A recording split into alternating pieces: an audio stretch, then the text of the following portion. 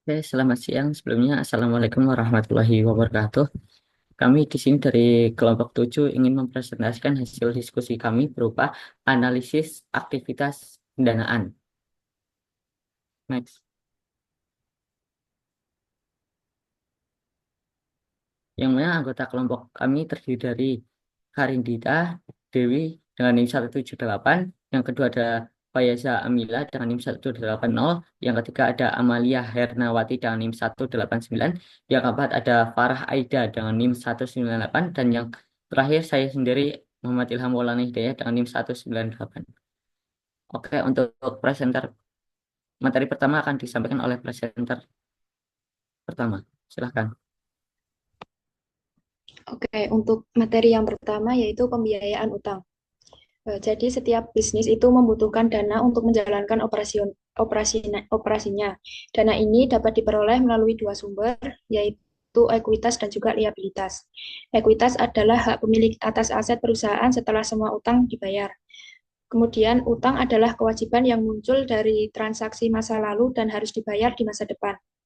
Utang mencerminkan seberapa besar perusahaan bergantung pada sumber pendanaan eksternal.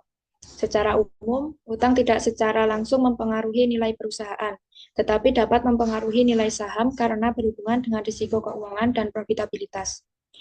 Utang dibagi menjadi dua, yaitu utang jangka panjang dan utang jangka pendek. Utang jangka panjang adalah kewajiban yang harus dibayar dalam waktu lebih dari 1 tahun, dan biasanya berupa utang bank, hipotek, dan lain-lain. Jika digunakan dengan baik, utang jangka panjang ini dapat membantu ekspansi bisnis dan meningkatkan profitabilitas. Namun, beban bunga yang tinggi dan jatuh tempo pembayaran yang tidak selaras dengan arus kas perusahaan dapat mengganggu kesehatan finansial jangka panjang. Sedangkan utang jangka pendek adalah kewajiban yang harus dibayar dalam waktu kurang dari 1 tahun. Contohnya seperti hutang dagang, hutang pajak, dan pinjaman jangka pendek. Jika jumlahnya terlalu besar dan perusahaan tidak memiliki kas atau arus kas operasional yang cukup untuk membayar, hal ini dapat mengganggu likuiditas perusahaan. Likuiditas yang buruk bisa menyebabkan perusahaan kesulitan membayar kewajiban jangka pendek yang berpotensi menyebabkan krisis keuangan atau kebangkrutan.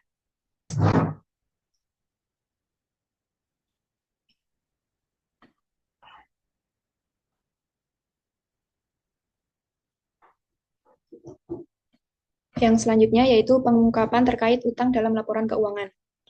Perusahaan diwajibkan mengungkapkan rincian utang jangka panjang dan jangka pendek dalam catatan atas laporan keuangan untuk memberikan informasi yang lebih lengkap kepada pemangku kepentingan. Jenis informasi yang diungkapkan dalam catatan atas laporan keuangan yaitu yang pertama, jumlah utang yang diakui di neraca atau yaitu utang jangka panjang dan jangka pendek. Yang kedua, jadwal jatuh tempo untuk memperkirakan kewajiban di masa depan. Yang ketiga, ketentuan kontraktual seperti agunan, perjanjian, dan jaminan. Yang keempat, saldo fasilitas kredit yang tersedia, baik yang sudah digunakan maupun yang belum. Dan yang kelima, nilai wajar utang jika berbeda dari nilai tercatatnya di neraca. Pengungkapan utang dalam laporan keuangan sangat penting bagi investor dan kreditor untuk memahami risiko keuangan perusahaan. Selain itu, juga dapat membantu dalam menilai kesehatan, keuangan, dan kemampuan perusahaan dalam memenuhi kewajibannya di masa depan. Selanjutnya akan dijelaskan oleh rekan saya. Yang selanjutnya ada analisis pembiayaan utang. Yang pertama ada biaya diamortisasi versus nilai normal. Utang dalam laporan keuangan biasanya dicatat berdasarkan biaya yang telah disesuaikan atau diamortisasi, bukan jumlah penuh yang harus dibayar saat jatuh tempo atau nilai nominalnya. Yang kedua itu ada akuntansi nilai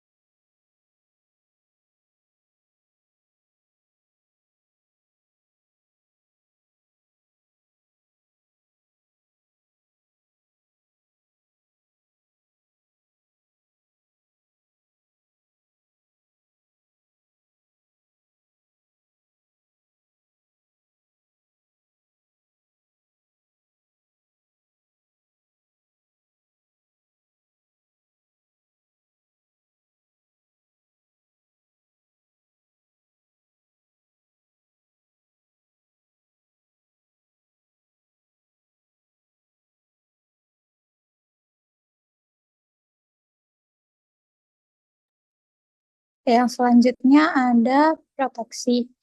Proteksi ini memiliki tiga cara utama, yaitu yang pertama ada seniority atau prioritas pembayaran.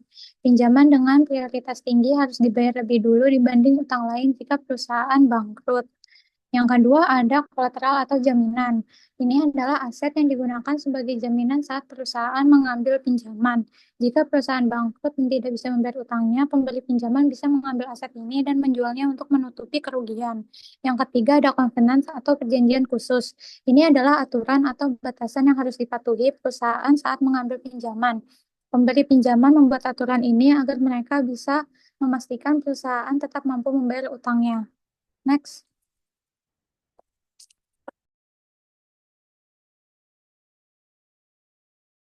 Baik, selanjutnya ada analisis list atau sewa.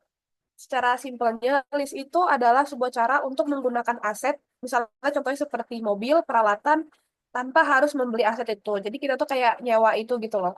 Jadi si pemilik aset itu namanya lessor dan kita sebagai penyewa itu namanya leasing.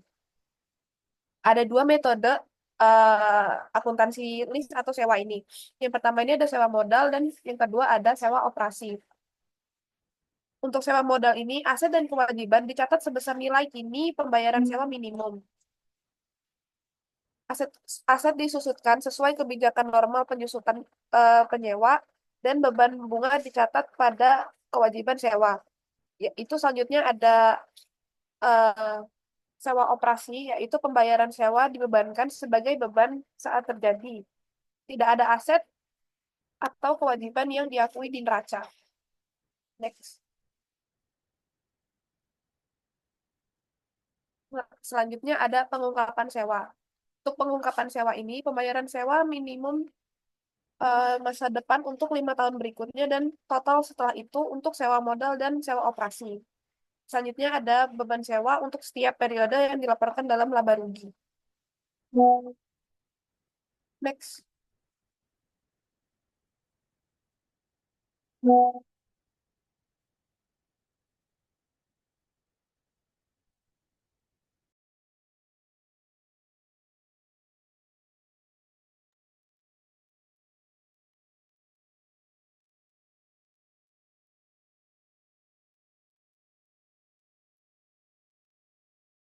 Oke, selanjutnya itu adalah menyajikan kembali laporan keuangan untuk reklasifikasi sewa.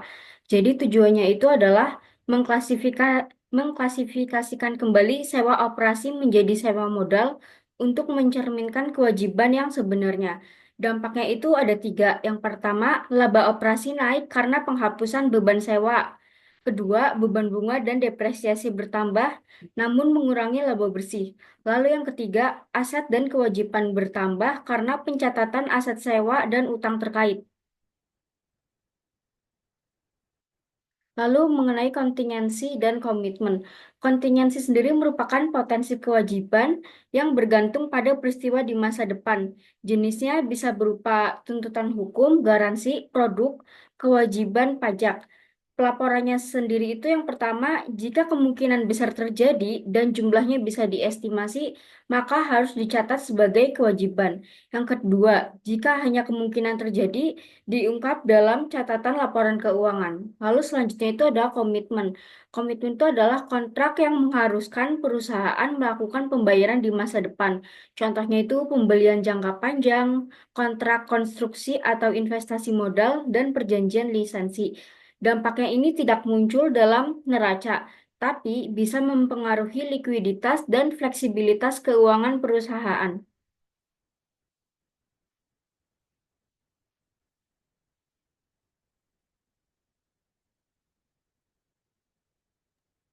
Selanjutnya yaitu materi mengenai pembiayaan off balance sheet. Nah, contoh dari off balance sheet yaitu cara mendanai aset tetap dengan meminta pihak ketiga untuk membeli aset tersebut. Lalu, perusahaan menyetujui untuk menggunakan aset dan memberikan dana yang cukup untuk membayar utang. Contoh dari off balance sheet yang pertama kontrak jual beli atau purchase agreement. Perusahaan sepakat untuk membeli atau menjalankan output sejumlah barang tertentu melalui fasilitas pemrosesan dan pengaturan ambil atau bayar take or buy. Nah, yang kedua itu ambil atau bayar, take or pay. Perusahaan menjamin untuk membayar sejumlah barang tertentu. Apakah diperlukan? Ya, untuk special purpose entity. Konsep sederhananya SPE dibentuk oleh perusahaan sponsor lalu dikapitalisasi dengan investasi ekuitas. Beberapa di antaranya harus pihak ketiga yang independen. Poin yang kedua, SPE meningkatkan investasi ekuitas dengan pinjaman dari pasar kredit dan membeli aset produktif dari atau untuk perusahaan sponsor.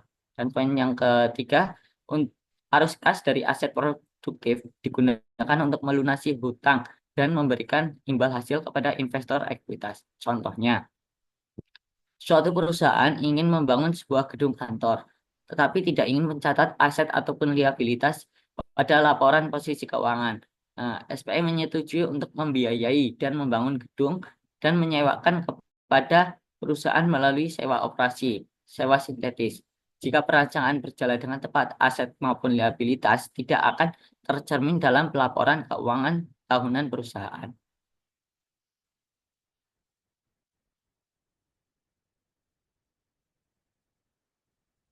Oke, terima kasih. Untuk aktivitas pendanaan, untuk kekurangannya kami mohon maaf yang setulus-tulusnya. Terima kasih.